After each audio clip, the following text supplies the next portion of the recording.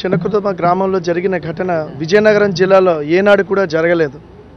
నేను ఒక జనరల్ ఏజెంట్గా, నా భార్య పుష్పశ్రీవాణి ఒక ఎమ్మెల్యే అభ్యర్థిగా మేమిద్దరం కూడా అక్కడ రిగ్గింగ్ అవుతుందని సుమారు 3:30 ప్రాంతంలో అక్కడికి వెళ్తే డొంకాడి రామకృష్ణ జెడ్పీటీసీ భర్త దగ్గరుండి రిగ్గింగ్ చేస్తున్నారు. దాని యొక్క ఫొటోస్తో సహా మా దగ్గర ఉంది. ఆ లోపల ఎంత దారుణంగా వాళ్ళ అనుచరులు ఎంత దారుణంగా రిగ్గింగ్ చేశారన్నది ఫోటోలు వీడియోలతో సహా ఉంది.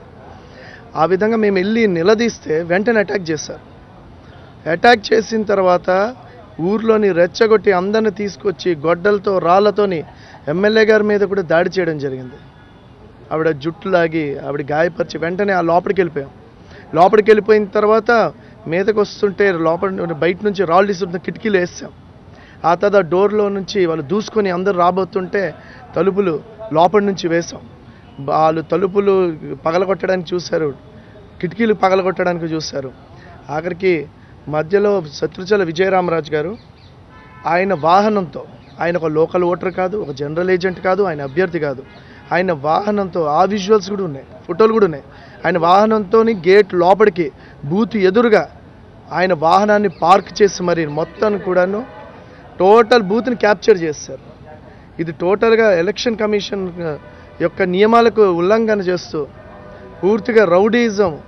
ఎక్కడో సినిమాల్లో చూస్తుంటాం ఇలాంటి ఘటనలు.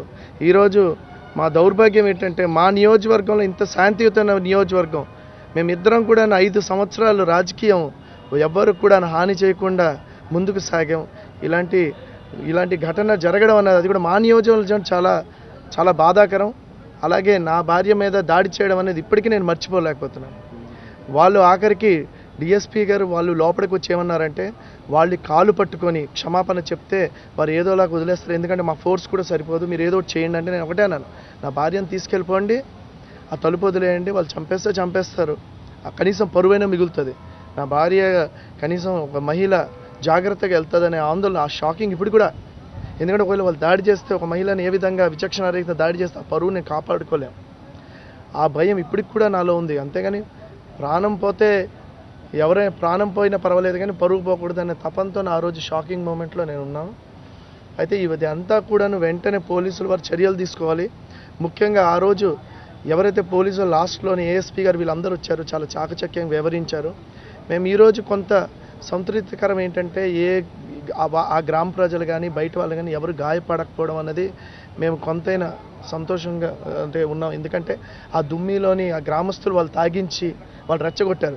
అమాయకమైన గ్రామస్తులు మా మీద దాడి చేస్తుంటే మా కార్యకర్త వాళ్ళు దాడి చేసి దుమ్మి ఎన్నో హత్యలు జరిగాయి. కానీ ఒక్క హత్య కూడా జరగకుండా ఎవరికి గాయం లేకుండా అందరూ బయటికి రావడం అనేది పోలీసు వాళ్ళు నిజంగా ఒకటే డిమాండ్ ఏంటంటే యాజ్ పర్ లా అనేది యాక్షన్ జరగాలి. ప్రజాస్వామ్యం ఎవరైతే డిఎస్పీ ఉన్నారో ఆయననే ఎంక్వైరీ ఆఫీసర్గా మార్చేసి అక్కడ ప్రత్యక్ష సాక్షులైన ఎవరైతే పోలీస్ ఆఫీసర్స్ వచ్చారో వాళ్ళని ఎంక్వైరీ ఆఫీసర్గా పెట్టండి. వాళ్ళు స్వయంగా చూశారు కాబట్టి వారు ఎంక్వైరీ నిష్పక్షపాతంగా ముందుకు తీసుకెళ్లరనే నమ్మకం మాకుంది. అదే మేము డిఎస్పీ గారిని డిఐజీ గారిని కానీ ఎస్పీ గారిని మేము కోరడం జరిగింది. రెండోది ఏంటంటే కార్యకర్తలు చాలా భావోద్వేగంతో ఉన్నారు. వాళ్ళని మేము ఒకటే సముదాయిస్తున్నాం, మనకి ఇవన్నీ రాజకీయాలు వద్దు, మనము లాఫుల్గా వెళ్దాం, ఖచ్చితంగా యాక్షన్ ఉంటుంది అని రోజు ఆపుతున్నాను నేను. ఇది కానీ ఏమైనా మళ్ళీ మా మీదకి వస్తే లేనిపోని ఇవన్నీ కూడా మాకు వద్దు, అసలు అనవసరం కురుపం నియోజకవర్గం శాంతియుతంగానే ఉండాలని మేము కోరుకునేది. అది మా యొక్క ఆశ అన్నమాట.